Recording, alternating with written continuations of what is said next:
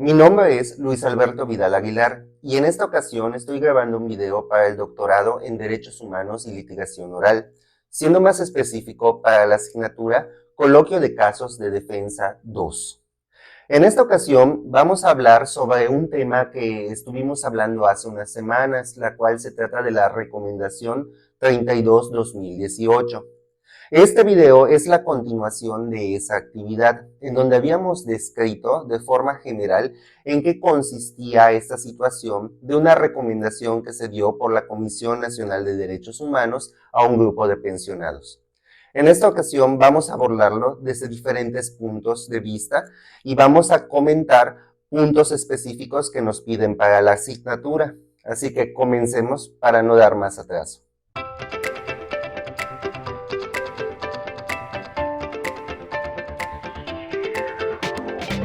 Una vez comentado lo anterior y explicado que estamos tratando la continuación del tema de la recomendación 32/2018 en el caso de los pensionados que se dio en Veracruz por ahí del año 2015, vamos a comentar cómo vamos a abordar este video para que sea de una forma organizada y cuáles son los puntos que vamos a contestar en esta ocasión. Para empezar, los puntos que se nos solicitan son: ¿cómo se inició la investigación por la Comisión Nacional de Derechos Humanos? También establecer los aspectos que consideres más importantes en torno al desarrollo de los hechos. También vamos a comentar o determinar cuáles son los derechos humanos que la Comisión Nacional de Derechos Humanos encontró vulnerados en este caso y a qué autoridades responsabilizó. Teniendo en cuenta esto, son los 3 puntos que se nos solicitan para la actividad y que de una forma general está abordando diferentes aspectos que considero son importantes para hablar de este caso, el cual es trascendental porque entendiendo el contexto nos damos cuenta que la vulneración a los derechos humanos que se realizó en este específico caso fue totalmente lamentable y grave. ¿Por qué? Porque no solamente era a personas que estaban sufriendo una disminución en sus derechos, sino que también son personas que estaban sufriendo una disminución por su calidad de vida. Bien, para poder comenzar con estos puntos, primero tengo que hacer una explicación de las vías por las cuales se puede reclamar el respeto a los derechos humanos de forma interna en México. Existen 2 vías, la vía jurisdiccional y la vía no jurisdiccional. En este caso, la que lo atendió es una vía no jurisdiccional. ¿Qué quiere decir esto? Que esta vía no tiene una situación vinculatoria, es decir, está amparada en la Constitución y es una vía factible para la cual optar, pero sus recomendaciones no son vinculatorias. Quiere decir que no son obligatorias, que no son a la fuerza, que la recomendación se emite, pero el cumplimiento no tiene coercitividad y por lo tanto la recomendación, aun cuando es vigilada de su cumplimiento y se le puede pedir a las autoridades a las cuales se le encargó cumplir, den una razón del por qué no aceptaron la recomendación, fuera de eso no tiene más fuerza que eso. Simplemente es una situación de vigilancia. ¿Y qué es lo que ampara a esta vía no jurisdiccional? Bueno, pues lo tenemos en el artículo 102 constitucional apartado B, el cual nos dice lo siguiente: el Congreso de la Unión y las legislaturas de las entidades federativas en el ámbito de sus respectivas competencias establecerán organismos de protección de los derechos humanos que ampara el orden jurídico mexicano, los que conocerán de quejas en contra de actos u omisiones de naturaleza administrativa provenientes de cualquier autoridad o servidor público, con excepción de los del Poder Judicial de la Federación que violen estos derechos. Los organismos a que se refiere este párrafo anterior formularán recomendaciones públicas, no vinculatorias, denuncias y quejas ante las autoridades respectivas. Todo servidor público está obligado a responder la recomendación que le presenten estos organismos. Cuando las recomendaciones emitidas no sean aceptadas o cumplidas por las autoridades o servidores públicos, estos deberán fundar, motivar y hacer pública su negativa. Además, la Cámara de Senadores o en sus recesos, la Comisión Permanente o las legislaturas de las entidades federativas, según corresponda, podrán llamar a solicitud de estos organismos a las autoridades o servidores públicos responsables para que comparezcan ante dichos órganos legislativos, a efecto de que expliquen el motivo de su negativa. El organismo que establezca el Congreso de la Unión se denominará Comisión Nacional de Derechos Humanos. Contará con autonomía de gestión y presupuestaria, personalidad jurídica y patrimonios propios. La Comisión Nacional de los Derechos Humanos podrá investigar hechos que constituyan violaciones graves de derechos humanos, cuando así lo juzgue conveniente o lo pidiera el Ejecutivo Federal, los titulares de los poderes ejecutivos de las entidades federativas o las legislaturas de estas. ¿Qué quiere decir esto que estoy comentando? Primero, como había dicho, esto es relativo al artículo 102, apartado B de la Constitución Política de México, en donde se encuentra el fundamento que nos ampara para la existencia de la Comisión Nacional de los Derechos Humanos. Dentro de este documento está establecido cuáles son las funciones que ésta va a tener y cómo las debe desempeñar.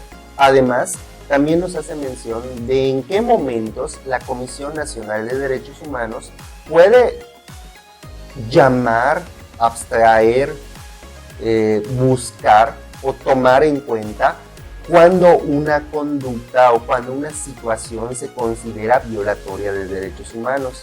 Y nos dice que hay varias situaciones, pero específicamente esta de la recomendación 32/2018 en cuestión de los pensionados, pudo abstraerla o llevarla ante sí por situación de la situación mediática que se estaba dando en los medios de comunicación. Esto ya había sido muy escuchado, se estaba comentando, era llamativo, era notorio, y entonces la Comisión Nacional consideró que debería de abstraerla por la fuerte publicidad que se estaba dando.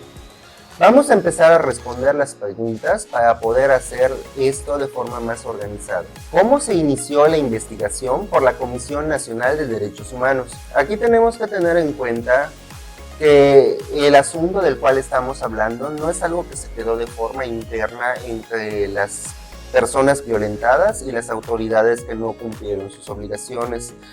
Acá estas personas estuvieron reclamando el pago de sus pensiones, sobre todo porque estaba ocurriendo a finales de año, por ahí de diciembre. Si no estoy mal, el 23 de diciembre del año 2015, ellos ya estaban manifestándose porque necesitaban el pago de esas pensiones, sobre todo porque se puede dar una situación de que nos encontrábamos a finales de año. Otra cosa que es importante mencionar es que estas personas no solamente fueron violentadas en el que no se les pagó las pensiones, sino que también se les dio cheques que al final de cuentas no tenían fondos, no tenían con qué fundamentar el dinero que se les supone se les estaba entregando, y se sintieron engañadas. Al momento de ver que no se les pagaba y que también estaban engañadas de alguna manera por lo que es estos cheques sin fondo, esas personas decidieron hacer una protesta. Esta protesta se realiza bajo las instituciones de nivel estatal y municipal que se encontraban en su área, pero los oficiales que se encontraban a cargo de calmar esta situación se presentaron con bastones, con situación de aparatos eléctricos para poder hacerlos callar. Esto se volvió más grande de lo que aparentemente debía de ser, que era un reclamo y una solicitud de que se les dé una explicación de qué es lo que estaba pasando y cómo se podía solucionar. Se vuelve más grande, y lo que ocurre acá es que los medios de comunicación se involucraron, sobre todo porque estaban haciendo esta protesta. Los medios de comunicación ya estaban buscando seguir las notas, pero no se imaginaron que en el momento de la protesta se volviera una trifulca en donde las autoridades respondieran de forma violenta, sin saber o sin tener en cuenta el contexto de la situación y por qué estas personas de tercera edad estaban solicitando lo que en su derecho les correspondía. Esto, al hacerse noticia, al salir en los medios de comunicación a nivel nacional, le llama la atención a la Comisión Nacional y, como decíamos, de acuerdo a la Constitución, esta puede abstraer el evento y hacerse cargo de su revisión y pedirle a las autoridades que le den una razón del porqué del incumplimiento. Y así es como lo hace. ¿Cuáles son los aspectos más importantes de acuerdo a la recomendación y las observaciones que ésta hizo?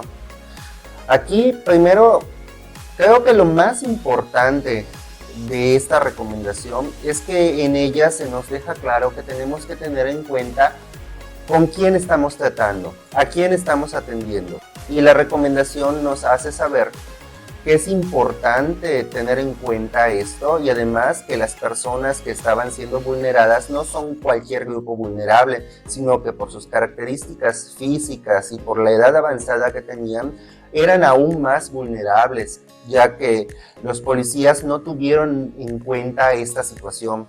Ellos, al momento de hacer la detención, al calmar la situación, lo que buscan es simplemente que se deje de hacer la protesta y no se dan cuenta que estas personas, si se les acercan y si tú intentas someterlos y si los golpeas con los bastones y si los haces para atrás, los puedes empujar, se pueden caer, se pueden golpear con el cuerpo más frágil, con las emociones a tope, posiblemente no entendiendo con tanta agilidad qué está ocurriendo, pues aquí la vulneración se hace aún mayor.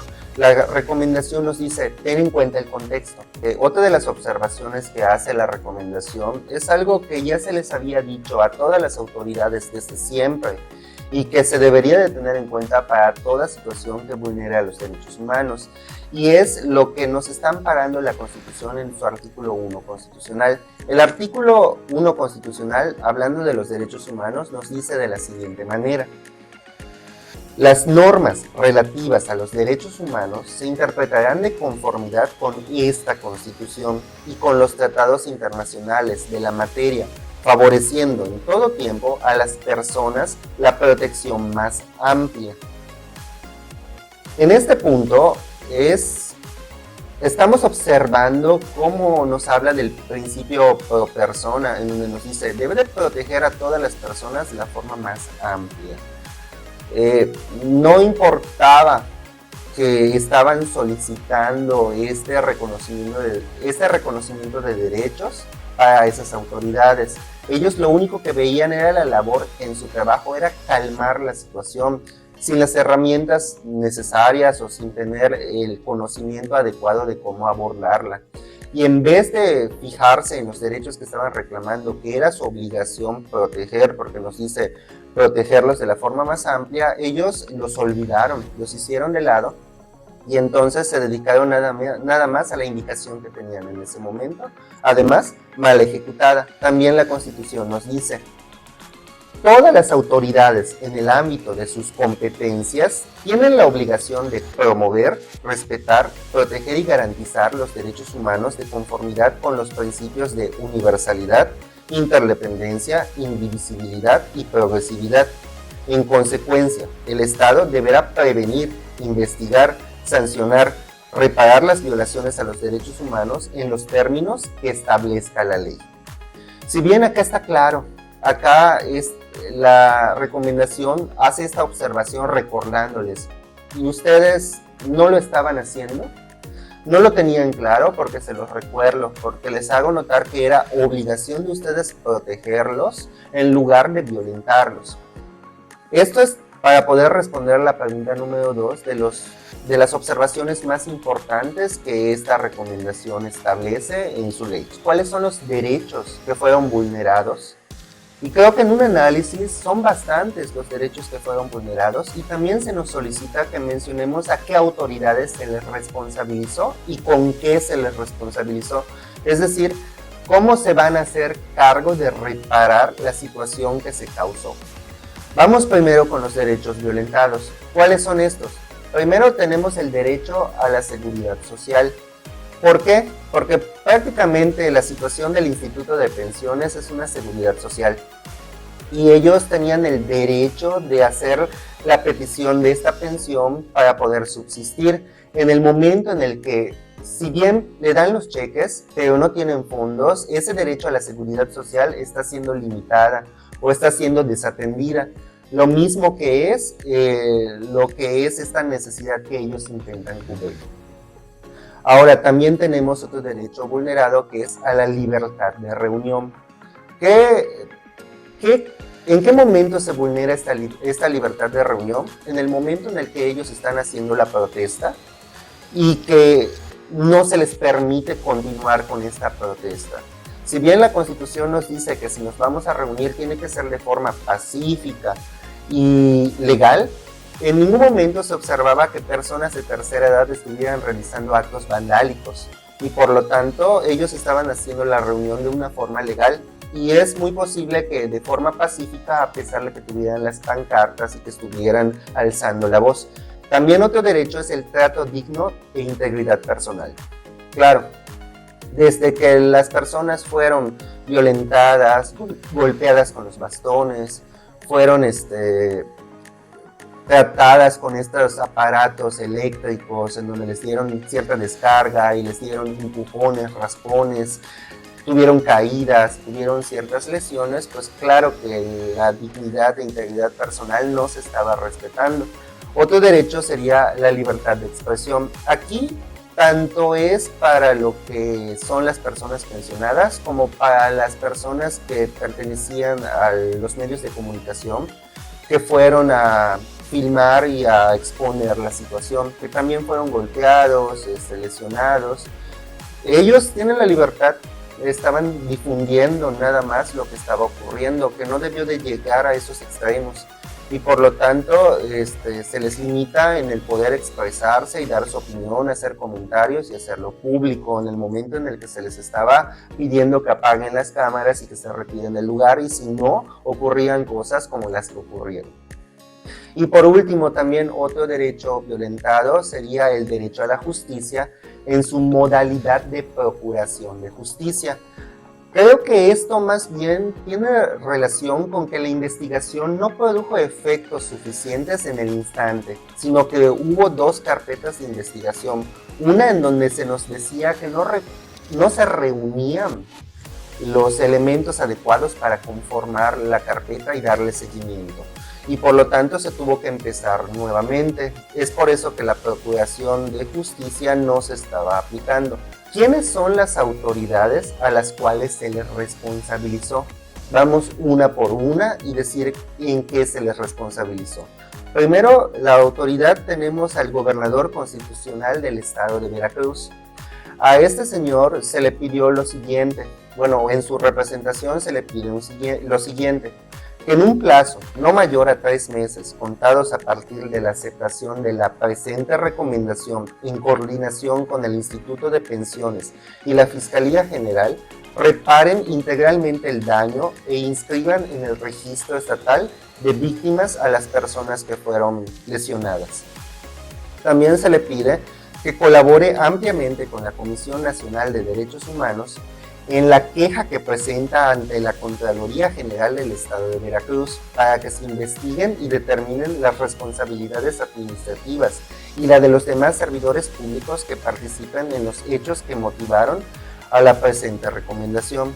Ahora vamos a ver a qué otra autoridad se le dio recomendaciones o se le responsabilizó, y fue el director general del Instituto de Pensiones, al cual se le pidió reparar integralmente el daño en un plazo no mayor de 3 meses, que tome las medidas necesarias a fin de que se cubran oportunamente las prestaciones de seguridad social a las que tengan derecho las personas pensionadas y se remitan ante la Comisión Nacional las constancias que acrediten su cumplimiento. No son las únicas, vamos a ver una más. En este caso, se le pone la responsabilidad al fiscal general del estado de Veracruz y se le pide que en un plazo no mayor a 3 meses repare íntegramente el daño e inscriba a los afectados en el registro estatal de víctimas, que integre y determine el acta circunstanciada y la carpeta de investigación 2, con el fin de determinar la responsabilidad penal de los servidores públicos involucrados, enviando a la Comisión Nacional las constancias que acrediten su cumplimiento. En términos generales, estos son los derechos violentados que yo he mencionado y estas son las autoridades que deberán hacerse responsables y que deberán de vigilar su cumplimiento.